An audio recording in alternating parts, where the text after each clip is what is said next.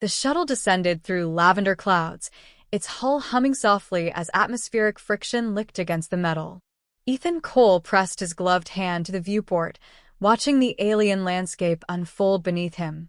Red plains shimmered under twin suns, broken only by spires of black stone that rose like claws from the earth. Somewhere down there waited a world of predators, the Preda, who had invited humanity's first envoy to test peace. Ethan couldn't decide if that word meant the same thing to creatures that viewed mercy as an illness. He checked his reflection in the glass, a lean, unremarkable man in a diplomatic exosuit, eyes dark with exhaustion. They expect a warrior, his mission handler had warned. Give them something better. Give them curiosity. Curiosity, his curse and his strength. It was what had carried him from Earth's ruins to the stars, and what now brought him to a world where smiles were seen as baring teeth. When the shuttle touched down, heat bled through the deck plating. The hatch hissed open, and air heavy with metallic tang filled his lungs. He stepped out onto scorched soil, flanked by two towering guards clad in bone-like armor. They said nothing, only gestured with clawed hands toward a citadel of basalt and flame. Ethan followed, his boots sinking into ash. Inside, the hall glowed with dim crimson light. A dozen Raketa elders observed from perches above, eyes gleaming like molten gold. At the center stood Commander Varkol, massive, scarred, and strangely still, his scaled skin glinting in the light. His voice rumbled like tectonic plates. Human Ethan Cole, you stand in the House of Hunters. You come not as prey. Ethan bowed slightly, the way he'd practiced. I come as a guest, Commander. Humanity extends respect and goodwill. A low growl rippled through the chamber. Respect, Varkol repeated, tasting the word like it might bite. Among us, respect is earned in the struggle. His gaze flicked aside. You will meet Ratek, my cub. He is learning the hunt. The young predator stepped from the shadows. Smaller than his commander, but still taller than Ethan by 2 heads, Ratek's scales were streaked with new color, iridescent with youth. His yellow eyes burned with arrogant curiosity. This is the soft one? He asked, voice hissing with disbelief. It smells of weakness. Ethan smiled faintly. Most species say that at first. The cub circled him, talons scraping the stone floor. You have no claws, no fangs, no armor. What do you hunt with, tiny human? Patience, Ethan said. And questions. Ratek's nostrils flared. Questions are for those who fear the answer. Varkol's deep voice cut through the tension. Enough. The human will dine with us. He has come far. Ethan followed them to a vast table carved from obsidian. Slabs of roasted meat steamed upon metal platters. The scent was sharp and alien. Ethan pretended not to notice the blood still glistening on one cut. He sat carefully, noting that chairs here had no backs. Predators never exposed their spines. Every motion mattered. Even the way he lifted his cup could be read as threat or submission. Ratek sat across from him, eyes locked. Why do you hide your teeth when you speak? It's a smile, Ethan explained. A human signal of goodwill. It looks like fear. Maybe that's why it works, Ethan said. Keeps everyone guessing. Varkol rumbled low, an almost approving sound. You play words as if they're blades. I try not to draw blood, Ethan replied. For a moment, silence stretched. Then Ratek leaned forward, jaw tightening. You think you're clever. But here, cleverness dies beneath strength. He snapped his jaws shut inches from Ethan's face, a thunderclap of sound and motion. A challenge. Ethan didn't flinch. He blinked slowly, then tilted his head. Bless you, he said softly. The cub froze. What? Just something humans say when someone makes a loud noise near them. Ethan smiled again. It's polite. The commander's massive head tilted. You answer aggression with ritual kindness? Sometimes, Ethan said. Sometimes that's the only weapon that works. Ratek's tail lashed once, then stilled. His pupils narrowed. For the first time, there was uncertainty behind his arrogance, like a beast realizing the prey it chased wasn't running. Dinner ended without another word. The elders retreated, whispering in their rumbling voices. Varkol dismissed his guards and faced Ethan directly. You did not fear the cub. Ethan met his gaze. Fear isn't always useful. Curiosity is. The commander studied him for a long moment. Your kind baffles us, human. You speak softly, yet your words carry teeth. Ethan exhaled, feeling the room's heat settle around him like armor. Maybe strength isn't what you think it is, Commander. Sometimes, it's just knowing when not to bite back. Ratek made a low sound, not quite a growl, not quite laughter. We will see, human. Tomorrow I test you. Then we will learn what you truly are. Ethan nodded, concealing his unease behind a calm expression. I look forward to it. When he left the hall, the air outside was cooler, filled with the hum of nocturnal creatures. Above, the twin moons carved silver paths through violet clouds. Ethan paused on the steps, staring up at the alien stars. He'd come to this planet to negotiate peace, but already he sensed the truth. This was no diplomatic mission. It was an experiment. And he was the test subject. Behind him, faintly, came the echo of Ratek's claws against the stone. Following. Watching. The cub's gaze burned into his back, filled with the same restless hunger that defined his entire species. Ethan smiled to himself, small, deliberate human. See you tomorrow, kid, he murmured. From somewhere in the dark, the young predator growled, low and soft, not in threat but in confusion, because he couldn't tell if the human had just challenged him or shown him respect. Ethan walked on into the alien night, unaware that one sneeze would soon change the fate of two species. Morning came harsh and bright. The twin suns poured molten light over the predator citadel, painting every edge in gold and scarlet. Ethan stood on the training field's black sand, his breath slow beneath the thin atmosphere. Across from him, Ratek prowled in slow circles, tail cutting arcs through the dust. The cub's scales shimmered like forged copper, and his teeth caught the sunlight whenever he grinned, if that expression could be called a grin at all. Do all humans wake so slow? The young predator taunted, his voice carrying a guttural rhythm. Only the ones who didn't sleep near a volcano, Ethan replied, flexing his shoulders. His exosuit adjusted to the heat, vents hissing softly. Around them, elder warriors gathered, murmuring in low tones. This wasn't an official duel. Varkol had called it a demonstration of spirit. Yet everyone knew what it really was, a test of dominance between two species. The commander's booming voice cut through the noise. Begin. Ratek lunged. For a creature so large, he moved with terrifying grace. Sand exploded beneath his feet as he leapt, claws slicing through the air.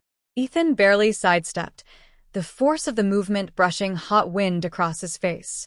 The cub landed, spun, and slashed again, his strikes a blur of muscle and fury. Ethan ducked, rolled, and came up coughing.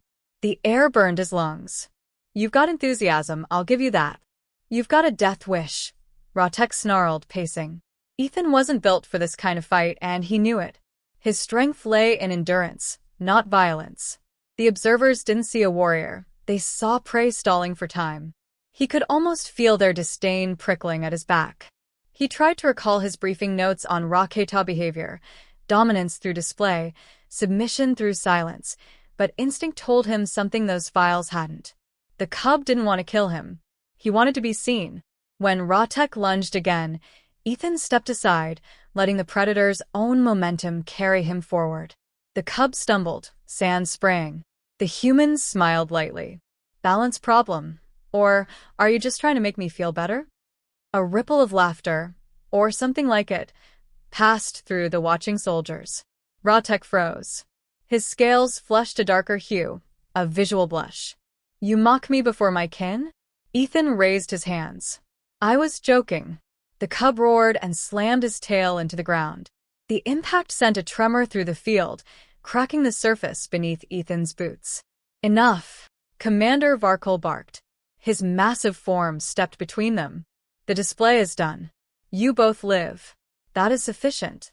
But Ratek's pride burned too brightly to obey.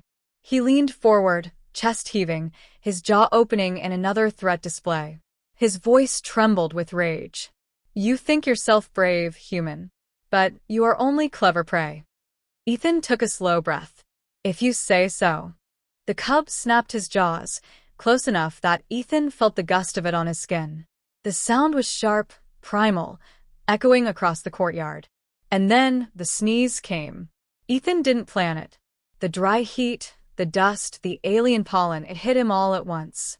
His nose twitched, breath hitched, and before he could turn away, the sound erupted from him. A violent, unrestrained HHCHOO. The blast echoed like a sonic wave through the training field. Ratek stumbled backward, eyes wide, as if struck by invisible force. The surrounding warriors flinched, claws raising instinctively. The sneeze carried strange frequencies that rattled their sensitive, hearing membranes. For a heartbeat, no one moved. Ethan blinked, wiping his nose with the back of his glove. Excuse me. The cub was crouched, tail stiff, staring as though Ethan had just unleashed a weapon. His mouth opened, but no growl came, only a strange, broken noise. A wheezing exhale. Another. Then another. Ratek was laughing. At first it was uncertain, as though his body didn't understand what it was doing. Then the sound deepened, rolling through his chest in wild, uncontrolled bursts. The proud predator fell to his knees, clutching his sides, wheezing and hissing and laughing. The elders stared in horror. Varkol's pupils widened, uncomprehending. Cub, control yourself. I can't, Ratek gasped between laughs, his voice cracking. It tickles my brain. Ethan stood frozen. I'm sorry, does he need medical? But Ratek only laughed harder, the sound growing contagious in its absurdity. Even some of the younger guards made choking noises, confused between fear and mirth. The commander advanced and gripped the cub by the shoulders. Enough.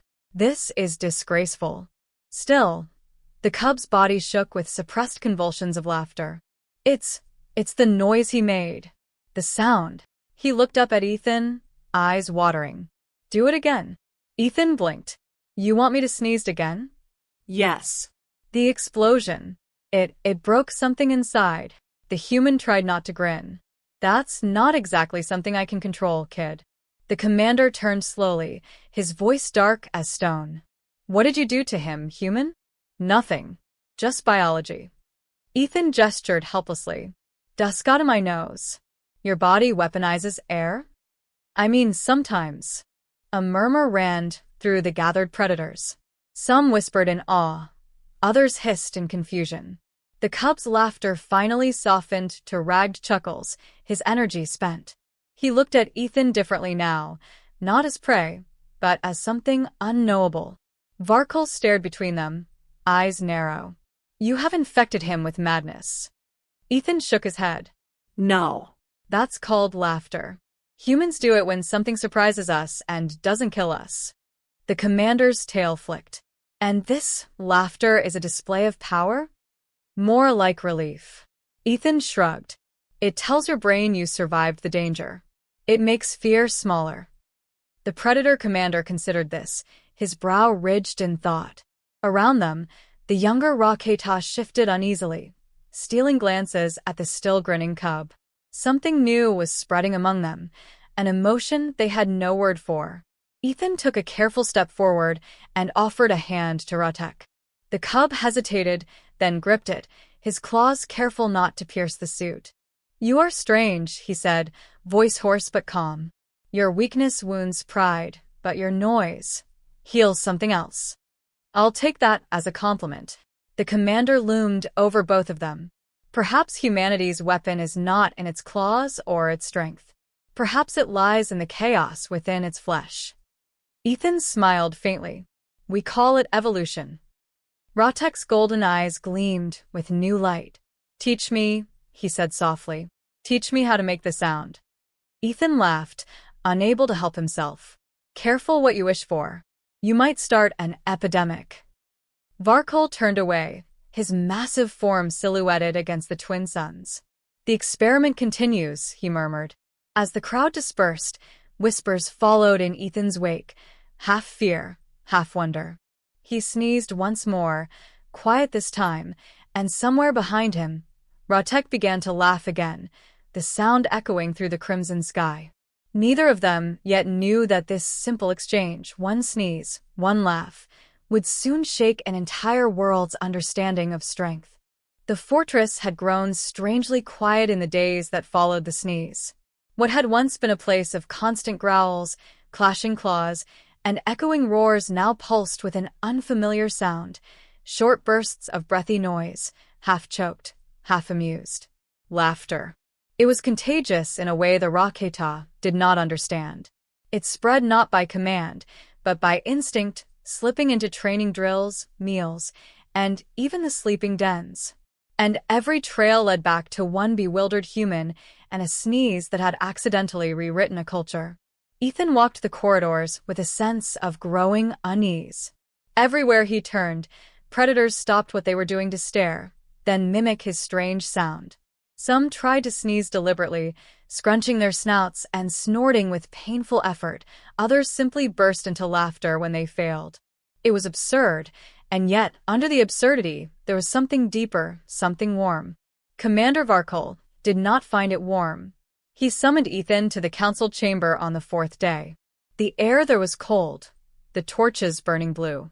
Ratek stood beside his mentor, shoulders straight but eyes restless, his scales flickering between pride and guilt. "You have infected our people," Varkol began, his voice sharp enough to crack stone. "They make this noise. They refuse to train. They mock their fear. It is disorder."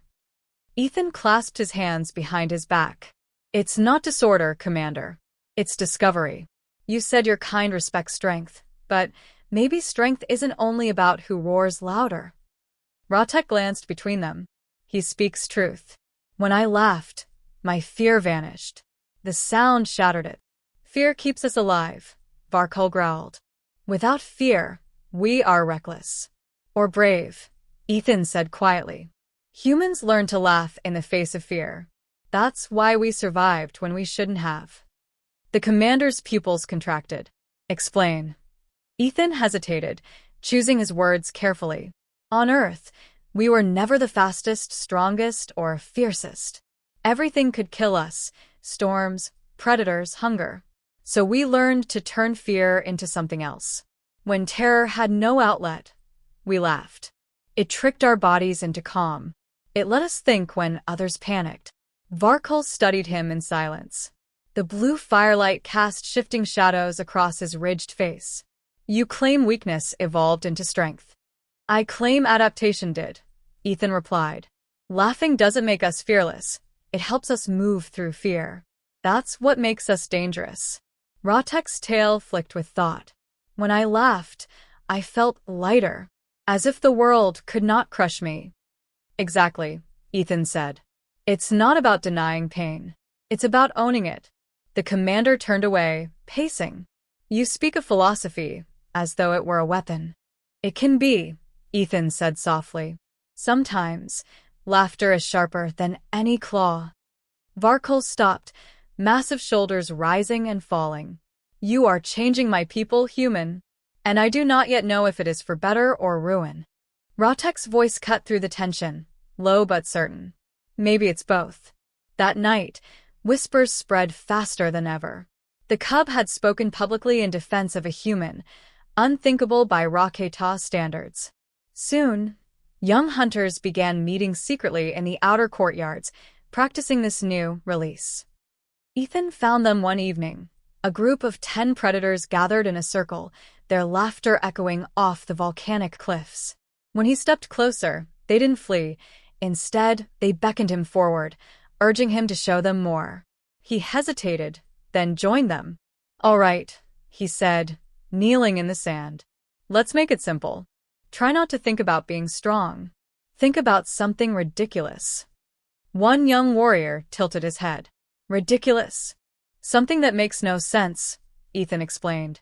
"Like a worm teaching a dragon to dance." They blinked, processing the image. Then one of them made a strangled noise, half choke, half chuckle. The others followed, and soon the night filled with a sound alien and beautiful. Laughter rose like a storm, and for the first time since his arrival, Ethan felt at home. He looked at Ratek, standing apart but watching. Still think it's weakness? The cub's teeth glinted. No. I think it's power of a different breed. The next morning, the effect reached the elders.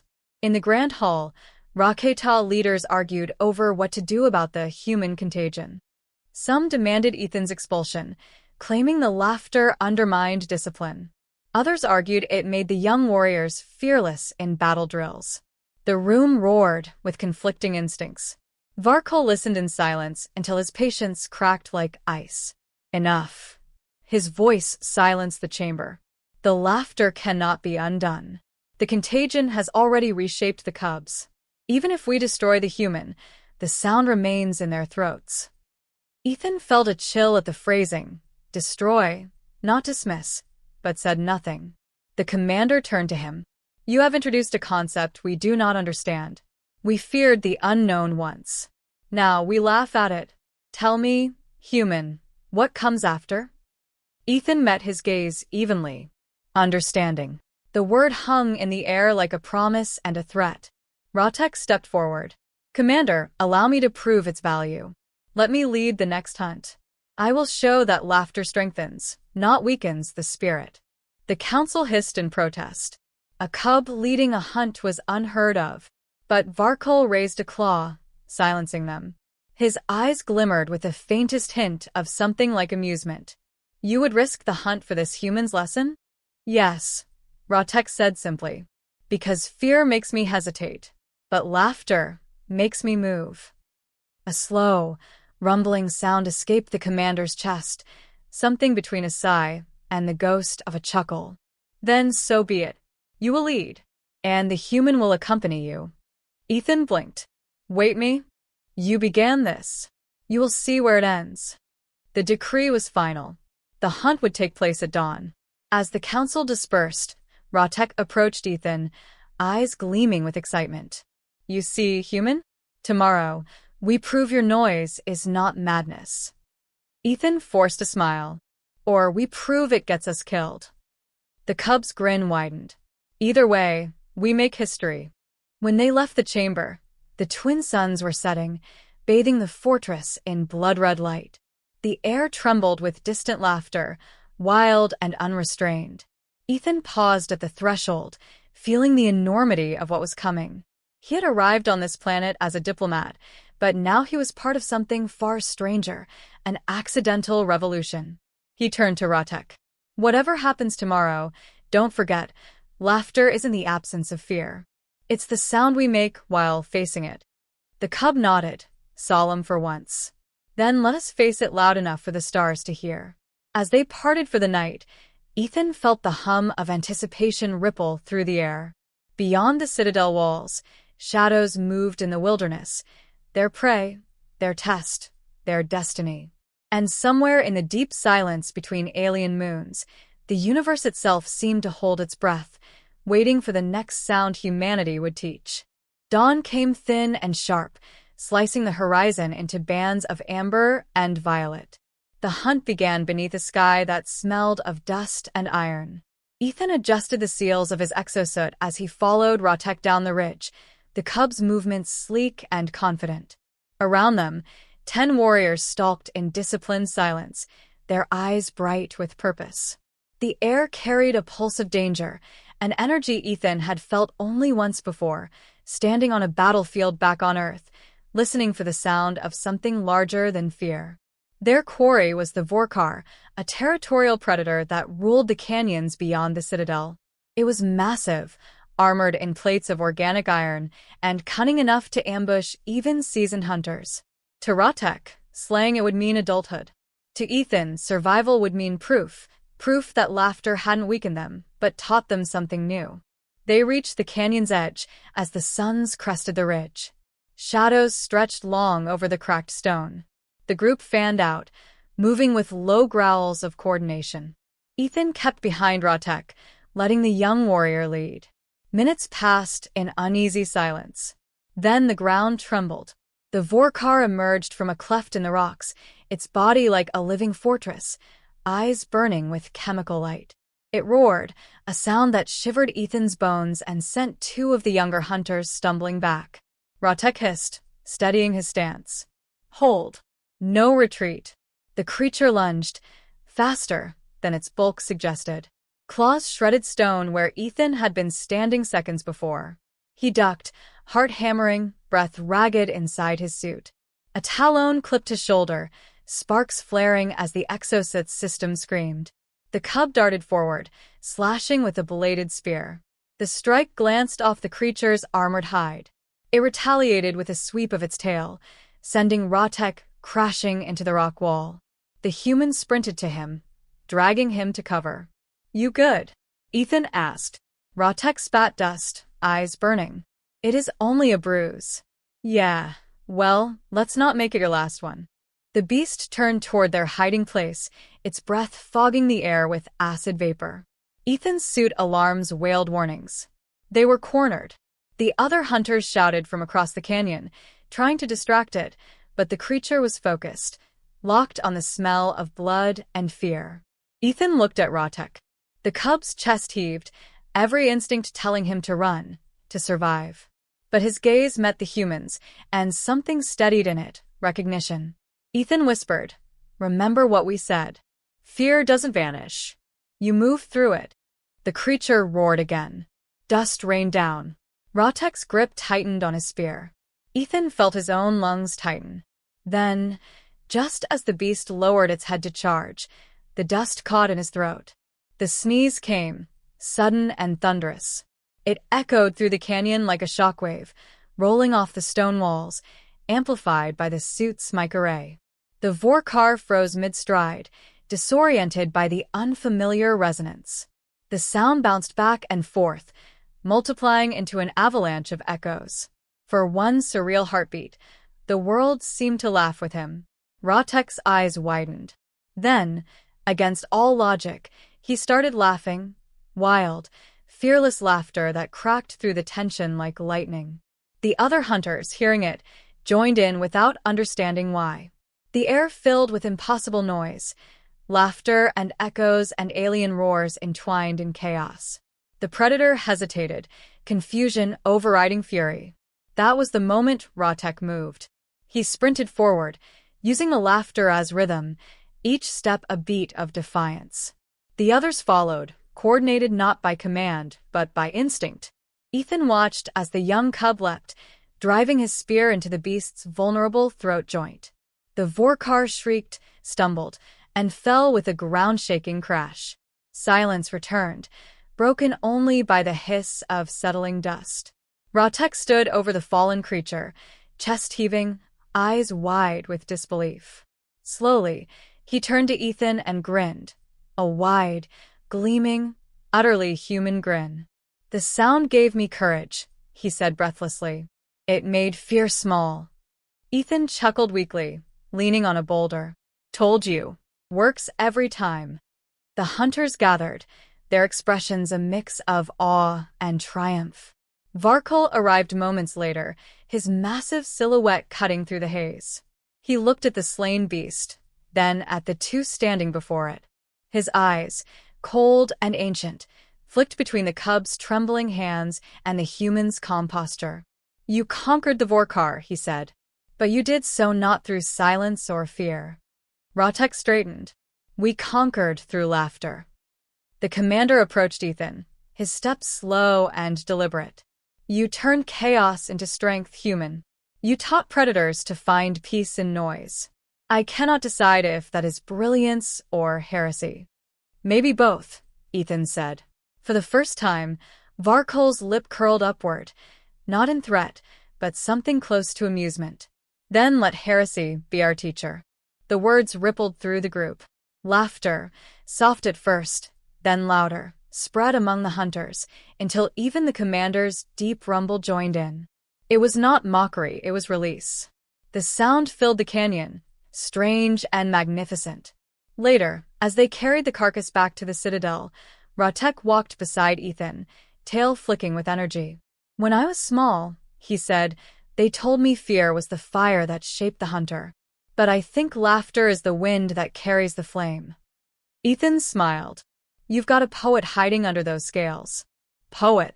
It means someone who turns feeling into truth. The cub considered this.